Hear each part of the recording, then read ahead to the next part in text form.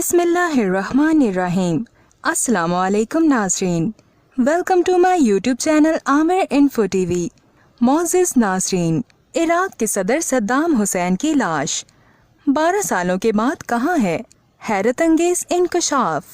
सद्दाम हुसैन, ये वो नाम है जिनके बारे में लोग सिर्फ यही जानते हैं कि ये बहुत ताकतवर इराक के सदर थे, लेकिन आज हम आपको बताएंगे कि 12 साल बाद इनकी कब्र कहाँ है और कहाँ इनको कब्र से निकालकर किसी दूसरी जगह ले जाया गया। हुआ कुछ यूं कि दिसंबर 2006 को सद्दाम हुसैन को फांसी दे दी गई।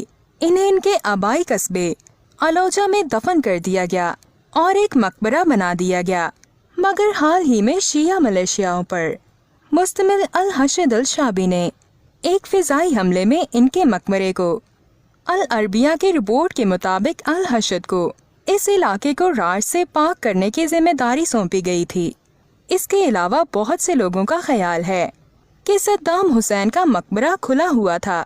यही नहीं, कुछ का तो ये भी कहना था कि इनकी बेटी बाला एक निजी तैयारे में बैठकर वतन पहुंची और अपने वालिद की बाक़यात अपने साथ ले गईं। मगर ये भी हकीकत नहीं, क्योंकि एक जामे के प्रोफेसर ने अपनी शनाख्त जाहिर ना करने की शर्त पर ये बताया कि बाला तो कभी इराक आई ही नहीं।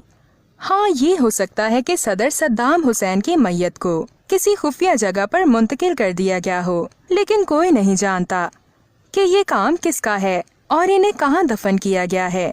मजीद ये कि अमरीकी सदर जॉर्ज डब्ल्यू बुश ने सद्दाम हुसैन की लाश को हेलीकॉप्टर के जरिए बगदाद से तकरीत मुंतकिल करने का हुक्म दिया था, जिसके बाद इराक सदर के कबीले शेख मनाफ अली अलंदा के पास लाश वसूली से मुतालिक एक दस्तखत शुदा खत भी मौजूद है। इसमें इन्होंने इस बात पर इत्तफाक किया था कि मैयत की बिल आखिर तदफीन कर दी जाएगी।